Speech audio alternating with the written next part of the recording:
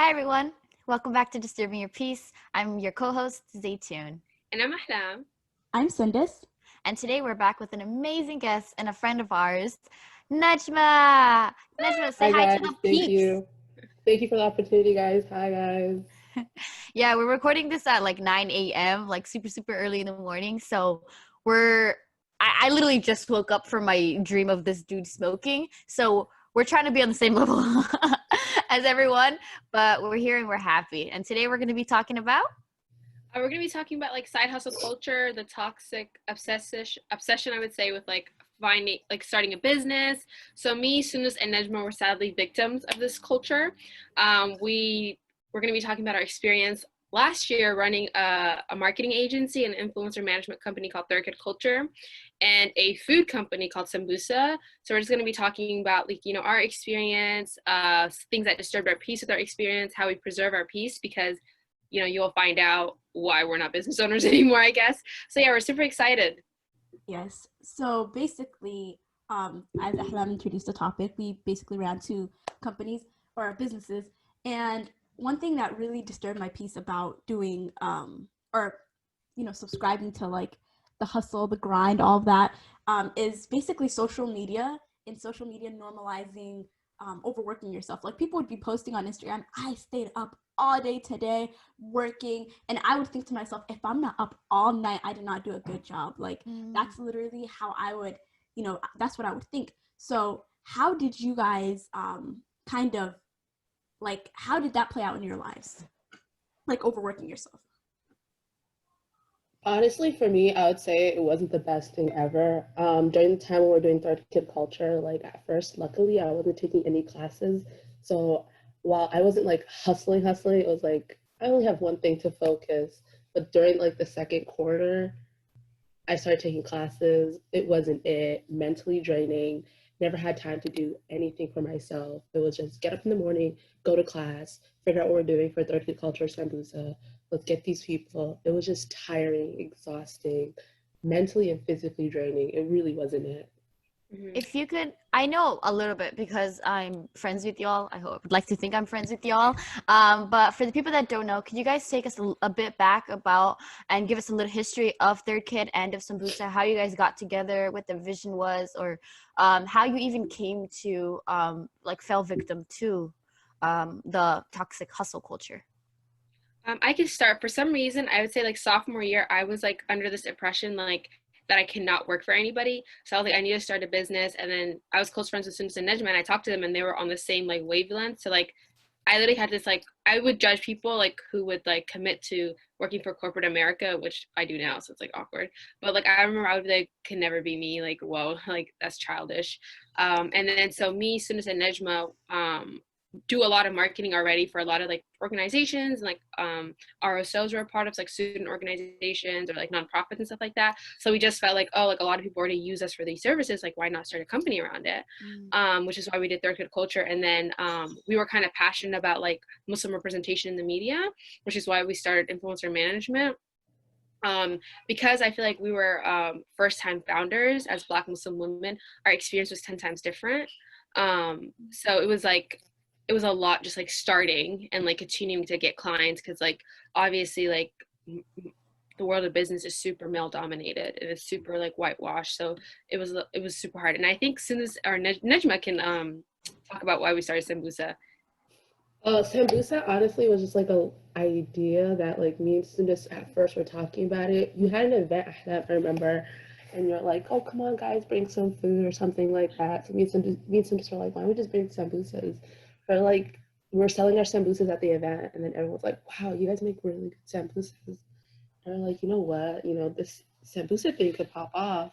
And like at first it was just an idea for hell of it, and then afterwards we talked with you, Ahlam, and Ahlam's like, y'all can make good money off of this, and we're like, why not? And then the first pop-up shop we ever had was at like a cafe, Resistencia, I believe, cafe. Honestly, like it was kind of like complicated at first starting it, but then it was so easy afterwards, like in the middle of the run when everything was getting off the floor. And then afterwards it was just like, yo, this is kind of too much doing school and doing Third Kid Culture and doing Sambusa. But honestly, like that's much like, it was kind of complicated a little bit. Yeah. Do you think like our generation is obsessed with like finding a side hustle or like overworking themselves? Like, why do you think we're so obsessed with it? Because like even for us, like I feel like it was so hard for us to explain, like, because we were like physically, mentally, spiritually drained, but we still wanted Hmm. to continue. Yeah, I mean, for us, it was like, I feel like just like growing up, you want something that you like own yourself. And like for me, it was like at first, like I always like it was like I'm not gonna get 9 to 6. I feel like still to this day, sometimes I still think about it. Like I wake up, I'm like, ugh, I gotta go work for corporate America, and I'm like, okay, let me just do this. I get tired of it, and then the reason why like I really wanted to do Sambusa and third kid culture was just like owning something that's mine, and later on, it's like quote unquote generational wealth. Like it's gonna be my thing, you know, and sometimes you forget like you can still work for corporate America and still do your own quote unquote side hustle, or like just do you. Just don't drain yourself and like going like I have to do it before I turn like 22, 23. I'm gonna have a big car, big house, you know, Big everything. rings.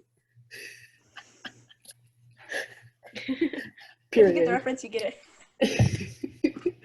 It was just like that idea and like your mind concept of like I don't want to sit down do nothing while you're like going to classes and like trying to figure out what you want to do in life.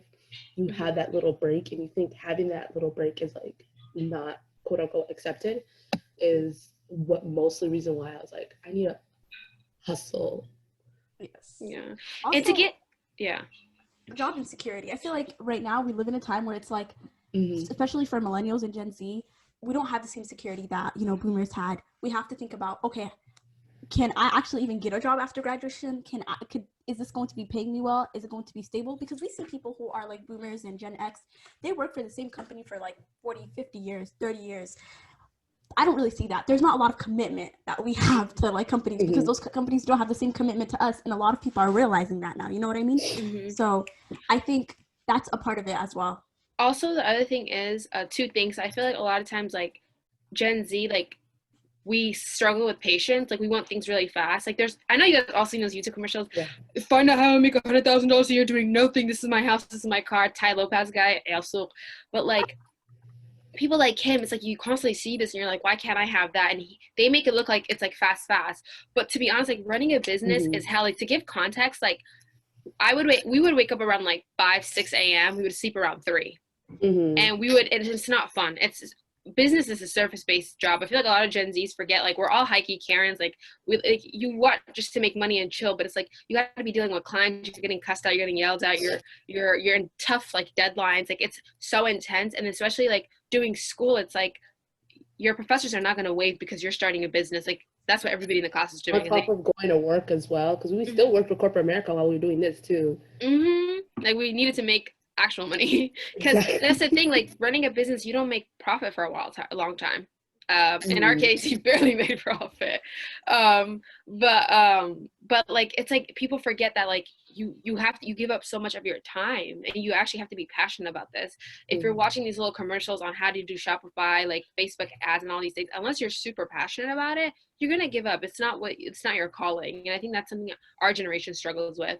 The question I had for you, Najma, was um why do we try to like monetize our hobbies, do you think? Like I feel a lot of times, like let's say today I like find out that I like jump roping.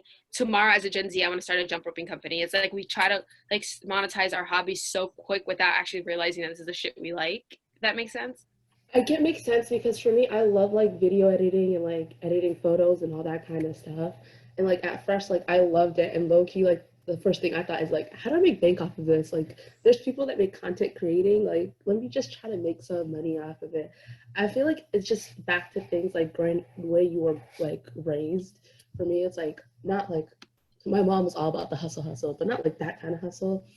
And just growing up thinking like I can make money off of like my hobbies is like iconic. Like at that time I was like, I make money, I'm doing what I love, it's good. I feel like as you like do it and like see how things are, you just realize that you just want it as a hobby. You don't want to make money off of it. Mhm. You just want to keep it to like quote unquote something innocent. Like it's just I don't want to work with people. When I work with people, it's like quote unquote what I'm doing, and then they're like, I don't like this. Can you redo it again? and you're just sitting there like, oh, okay, I thought it was kind of cute. It And takes the like fun out of why you yeah, even started in the first place. Mhm. Recently, like a couple months ago, I just randomly I act on impulse. Decline. Someone just called me. Anyways, my bad.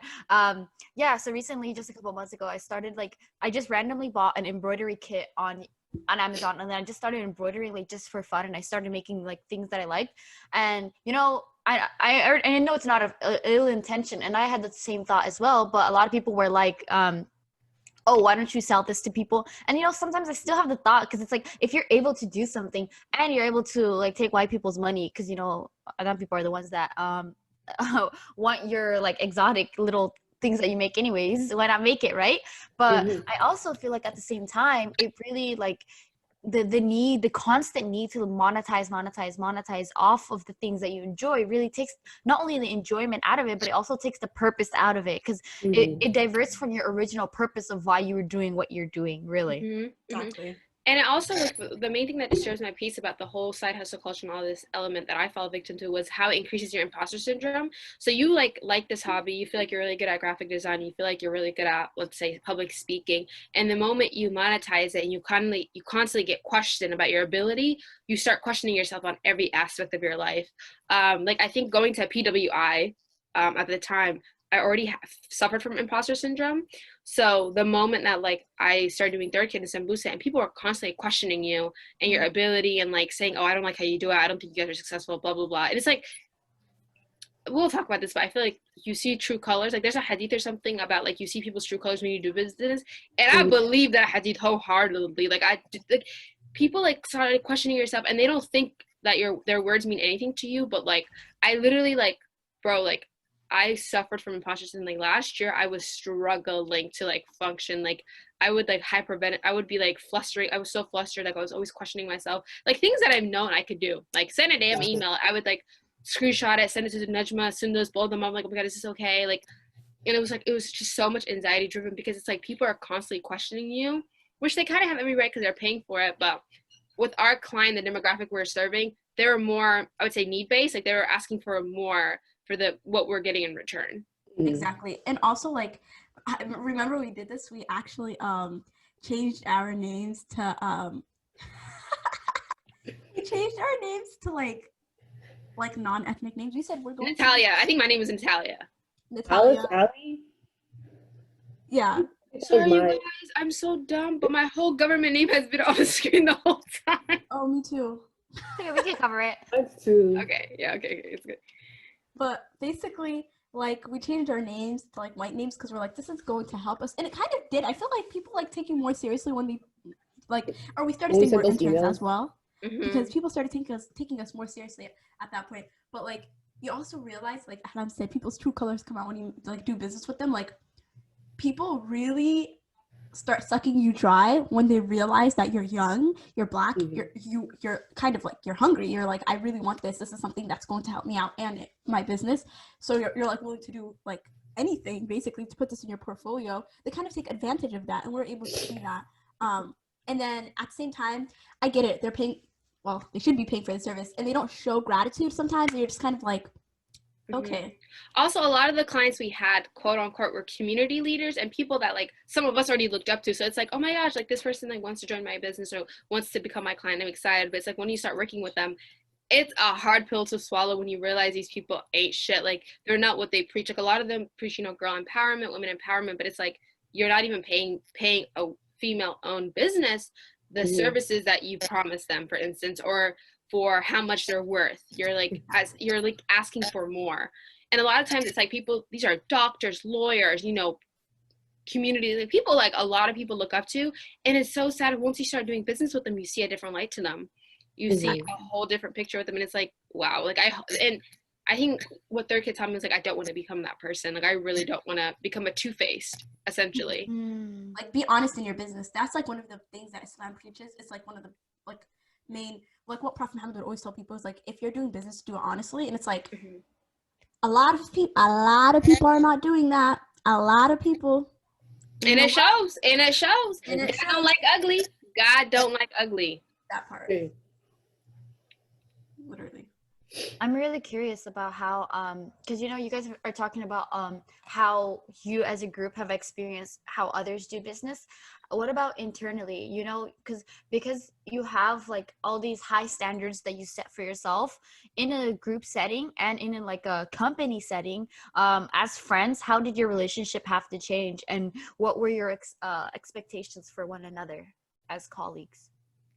I would say for us, it was just setting up, understanding we had responsibilities, like just knowing not to take anything personal. We kind of meshed well. We understood like these are things we need to get done.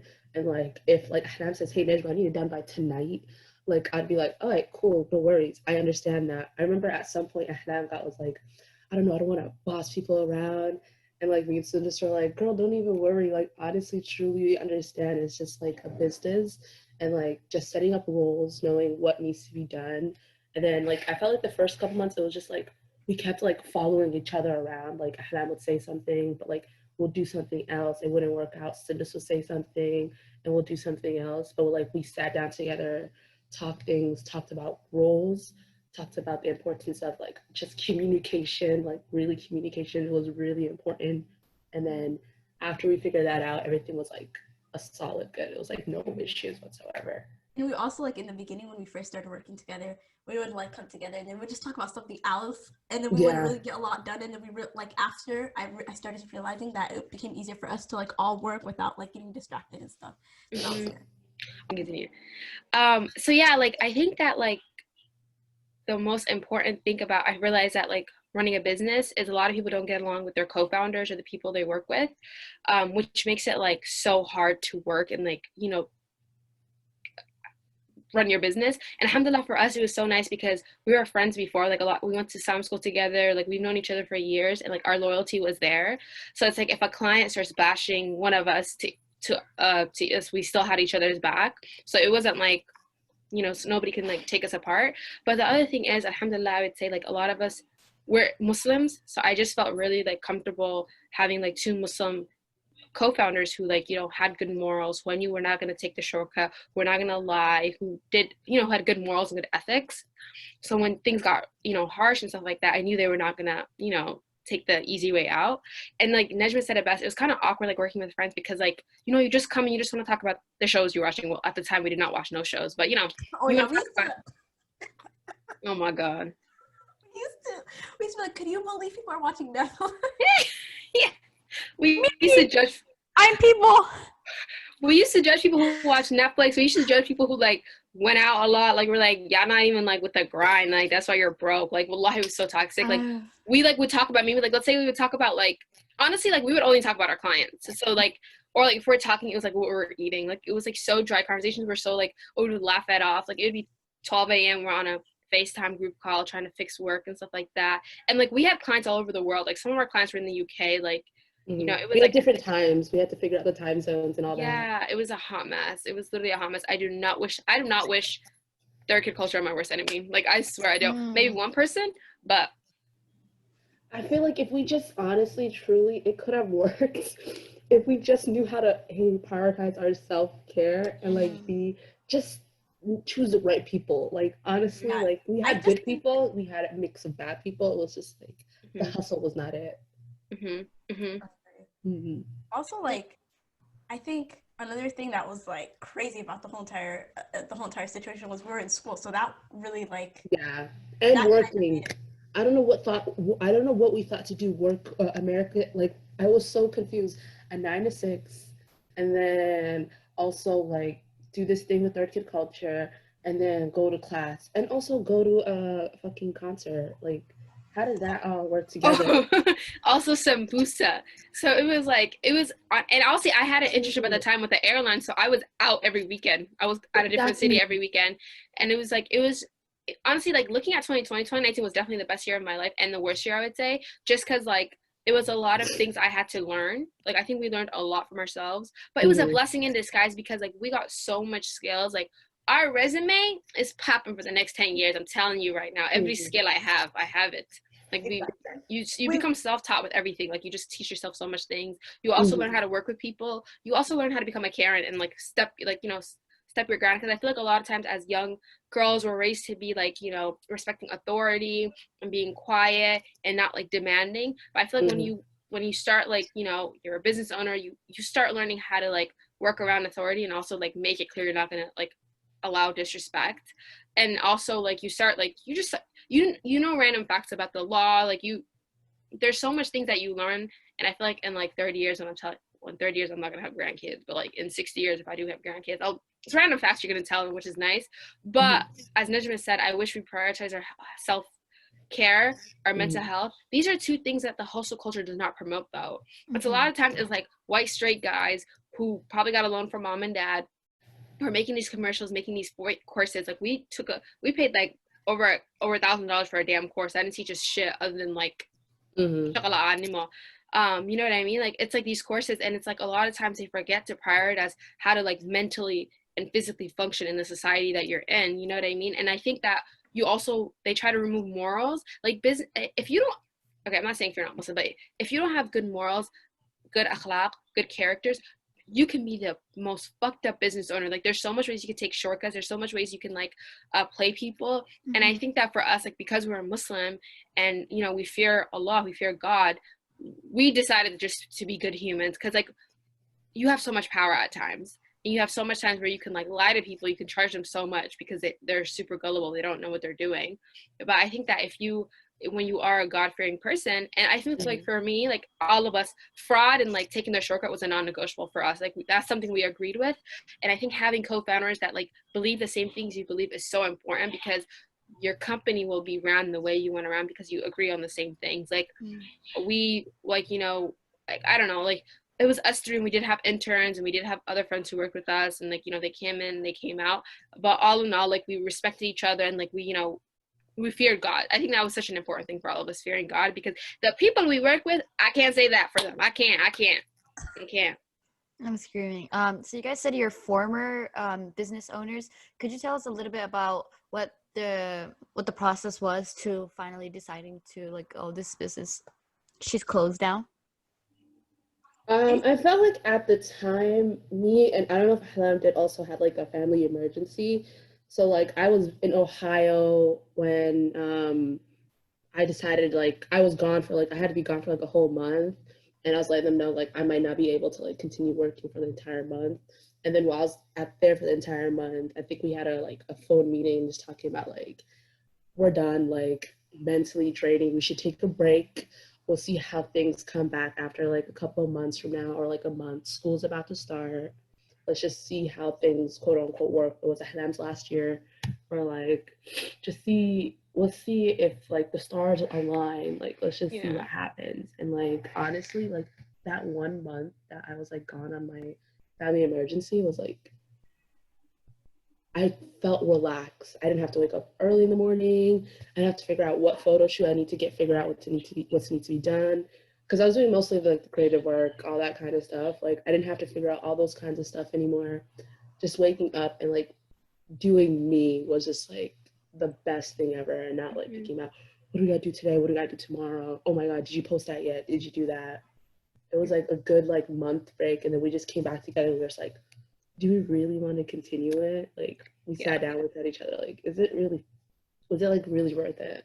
Yeah. And there was like this one particular, actually no, there was a lot of things that happened, but then something was like the cherry on the top.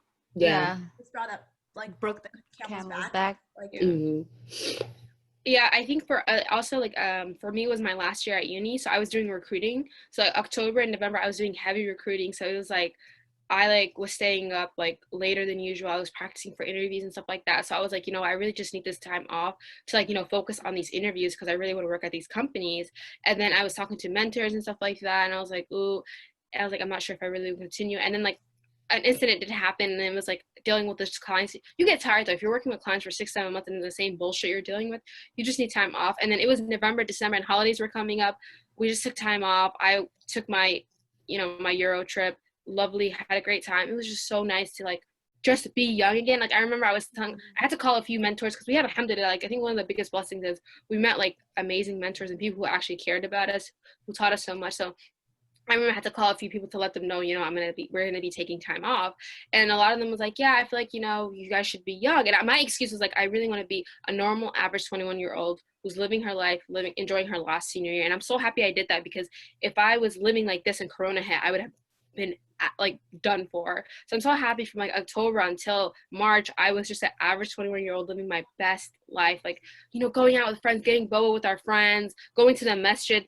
And I think that like something that we like, obviously, like when you're so busy, like a lot of things hit the back burner. And I think for me it was my faith. Like, bro, I don't know, in 2019, well, last time I went to a mosque, like maybe when I was traveling, I'll go to a masjid just for, you know, photos and stuff like that. But like, I never went to the masjid. I was not part of no halaqah. We'll talk about that in a religious thing. But you know what I mean? Like, I struggled greatly, like, you know, religious wise. Like, it was just like, I was holding on to Islam like this, because it was everything was coming before that, especially our family relationships, our friendships too. Like, alhamdulillah, we're all friends and that's it. But we literally, like, we're not able to hang with none of our friends. We were not able to do anything because we were so busy. And it's so toxic, because your friends know, like, you know, when somebody invites you and they're never going to cancel, essentially. So, like, I'm so happy that, like, you know, we decided, it was so funny. We said we're going to take a break. And when as time went by, we just, like, it never looked back. We're still on a break. Technically, we're still on a break, but I will not be going back. Life is great here. And I think that, like, last year I had to go to therapy because I needed it. I had so much panic attacks, so much anxiety. I remember I would wake up, email up my therapist, and I would be freaking out because of another panic attack because of how stressed I was.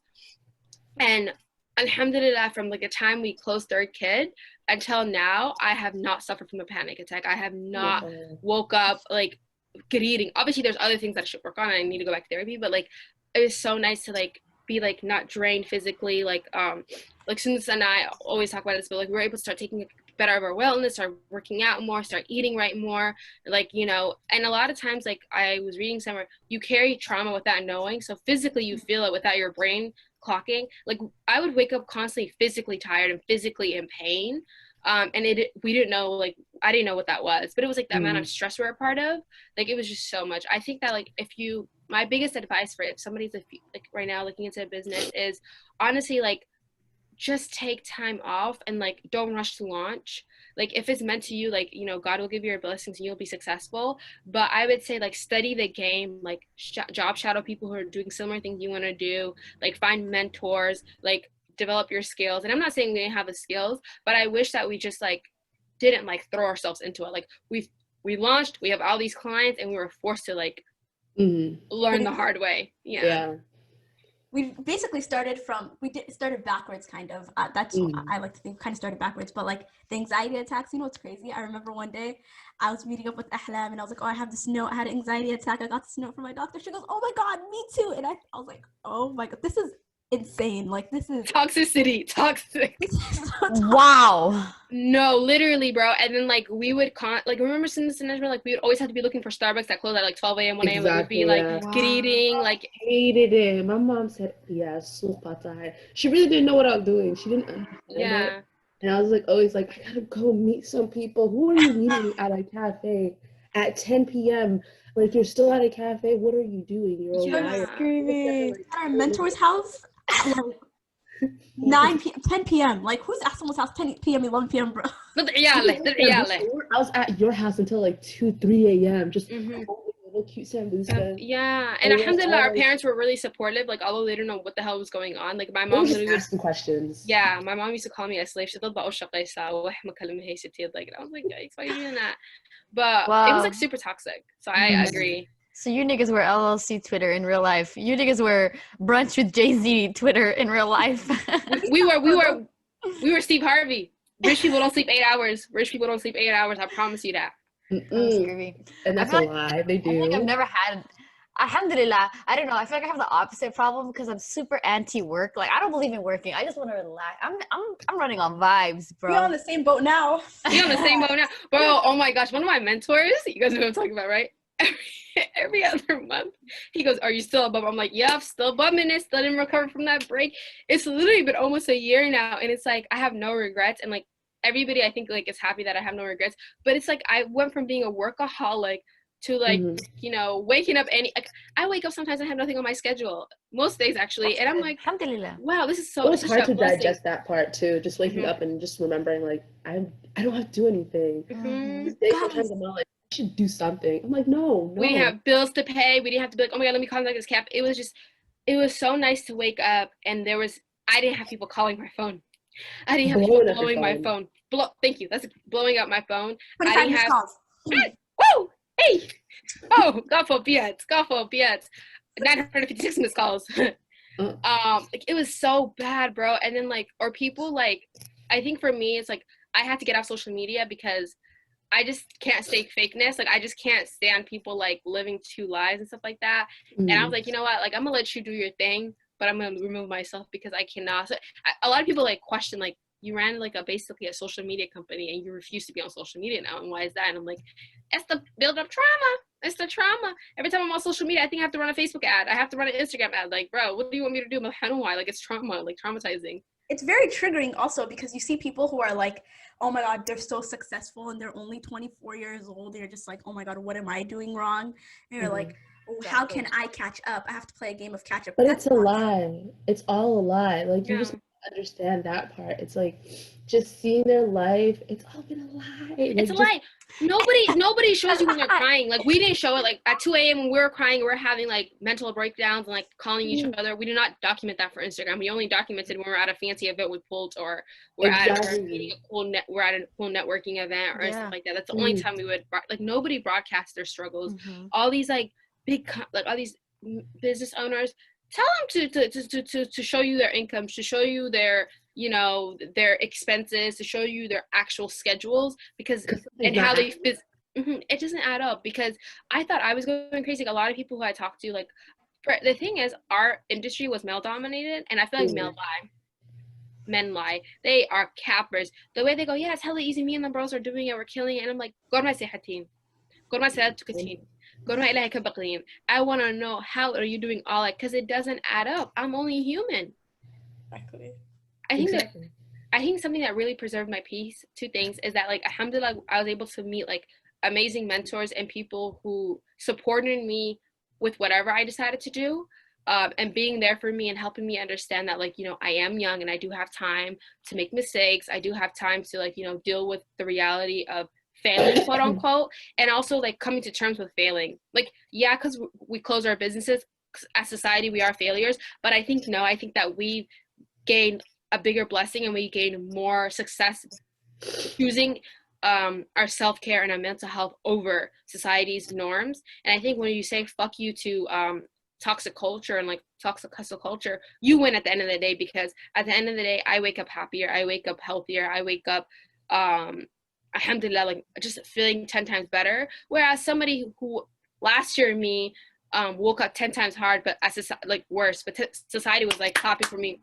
You go, girl. You out here you're making us proud. Whereas I was dying. I was actually dying. Exactly. So something similar to that, what preserves my peace about the whole situation was I learned so much skill where I'm oh my God, I am able to do all of this. I never thought I would be able to do this. So our portfolios look pretty good. So that preserves my peace. I'm and also I understand how I work well. I know that I'm going to need to work in corporate America probably forever. And I've come to terms with that. But also, Sundus, that's okay. I feel we forget that some people like structure, and some people like having a 9-to-5 where they have structure, have time for their loved ones, get a paycheck, and maybe in the 30 years time, they find a passion and they can start their own business. And I think we should start normalizing that. I think that a lot of times we guilt trip low-income POCs to think that they need to start a company when the playing field is not the same. I mean, you're competing with John. John got $1 million loan from his dad. He's chilling for the next 5 years. Yeah, he can mess around, whereas us, it's we have families who depend on us. When we get our degree, we're trying to get out of poverty. Exactly. And to get out of poverty, you need to subscribe to 9-to-5. I'm sorry. And I think it's a hard pill to swallow, but we should start normalizing it. And I think utilizing structure, your mental health and your well-being you should not make people feel bad for choosing that. Right now, I'm subscribed to 9-to-5. I love it. I can hang out with my friends. I can watch movies. I can watch Netflix. Let me talk about that Netflix, guys. Had that Netflix. Love Island. Oh my God, I subscribe to Love Island. I watch how many seasons? I watch so much shows. I watch so much. We started this. Distributing your piece is so fun. It's just me talking to 3 of my friends. You know what I mean? And inviting my cool other friends who I've started businesses with. It's a blessing. So don't feel bad if you need to swallow the hard pill and be like, this is not for me. I got to walk out. I got to do it. Ahlam, you're really spitting right now. You should monetize this and make a course. We got a lot of things under our belt. That's creepy. Najma, what preserves your peace? What preserved my peace? Honestly, I'm sorry to say this, but low key, sometimes the hustle kind of makes me feel happy sometimes. But it's just really just finding a perfect balance. Take a break. Like Ahlam says, like you don't have to launch right then and there because it's specifically coming from a low income household. Honestly, like I do believe one day I can open my own cafe, but I ain't gonna do that in the next 10 to 15 years. And I know I want it in 10 to 15 years because I still need to work for my 9 to 5. It's just honestly finding a great balance in self-care. Like really, really take a break. Just wake up, do your work, go back to sleep. Don't even do your work. Honestly, it's Rona. What work are you doing? You're in a global pandemic. Relax. Just take a break. Stay home. Stay safe. Honestly, just balancing between quote unquote your hustle life and your personal life. Just find a great balance for it. Yeah, definitely. I think for me, the thing that preserves and disturbs my peace at the same time is the idea or the notion of failure, really. Because I think people like attribute like you failing at something to that failure consuming your life and you becoming that failure, which I really don't believe, I don't subscribe to, especially since like ever like growing up, I had this immense fear of failure. Like I felt like I couldn't like I would do stuff like at the last minute and still like try to do it perfectly. Like no matter whether I started like when it was first given to me this task, whether it's in school or in personal life, or it was given to me like very limited time, I was like, no, I have to do it nice. Cause I was like, I don't know, I would thrive off those compliments. I feel like that was like kept my engine going. Cause I was like, but the thing is that like, why would something someone else says about me really like determine who I am, you know? So like fuck people who think like failure is something that's all consuming and that becomes you. I should write a book. Failure does not become you. What the hell, Michelle and Bobby, you better watch out. You better sell that book. Podcast, and I better sell that book. Now I'm gonna give you the PDF for free. They ain't ready. No, for real. What did UW say? Fail forward? Fuck that shit. But for real, though, they're onto something. Downlist or some shit. Yeah. Yeah. They also have, I think it's for failing people that they have a fail forward motto. Maybe I just received that. I don't know. Bro, I know UW was disappointed that I failed. They said, you failing in other aspects of life and not just Chem 142? Next caller. Excuse me. No, but shout out to failure. I feel like that's the only way. Like I think I said it in our self-care podcast too. Our self-care episode is that like you're gonna fail no matter what. You're gonna fail in one aspect or another, and the only thing that you could do is learn something from it and move forward. Because that failure does not define you unless you let it define you. And I think the thing about like hustling and grinding and just grinding away until you're only bone to your 20s is not only so toxic and unhealthy, but also it's like the tomorrow is not promised. The tomorrow that you're working for is not promised. So tomorrow should not come at the expense of today. And the other thing is, I think a lot of times, like as a person of faith, I wish people understood that like God is truly the best planner.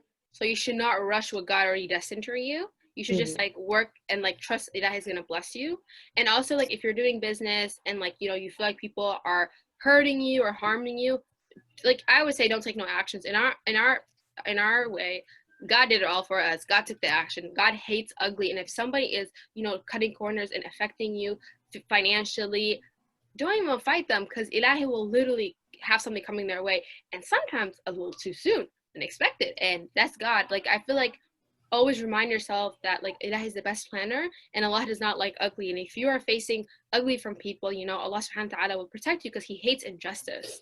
I think that's something that like I wish a lot of people, hustle culture will never do that, but like as people of faith, I think you need to hone in and come back to your religion and whatever you believe in and understand that like you shouldn't rush what God already has destined for you. And then if you make dua, Allah's either going to give it to you in this life, He's going to decline it because it's bad for you, or habibi yawm al-qiyamah, you're going to be popping, you're going to be a Gary V in yawm al-qiyamah. Gary V on a I promise you. Even like the opposite could be said. The same thing could be said for people who are doing you wrong. Like if God does not get them in this life, I'm sorry. Hell is that? Akhira dhalika fakar, which means in Somali, think about your afterlife because Hmm. God, you have something coming. That's all I'm gonna say. Hmm. That's also threatening, but No, I'm just saying, like I wish well for everyone. Honestly, that's one thing that I'm always going to like. That's one thing that I'm always going to say. I wish well for everyone, but at the same time, if you're a person who like cuts corners, does Mhm. things that are like, or like you do something to people that's wrong, like Dean Ahan, like God is gonna get you. But Yeah, I'm Yeah, not gonna definitely. start crying because things are going left for you. I'm actually gonna smile and say, "May Allah make it better." Honestly, Mhm. yeah, just honestly, same thing with Sundus. I do wish everyone well, but at the same time, I'm with Ahlan low key because like people just take your ideas and like you got to sit there and like obviously like you can do things about it if you want to, but it's just gonna look ugly at the end for both of you guys. Either you just like walk away from it and you tried your best, the person still can't register it, and you just walk away and take your losses. Don't try to add more into it because later on, wallahi, God will come through. Like, I hated that thing, like, you can rest later. Like Zaytun said, you're not, what is later? Like, you're not going to make it till tomorrow. Mm-hmm. That's what I hated about the hustle life, and especially, like, also working with, like, quote unquote people. Just remember, like, even if they do you bad, God hates ugly.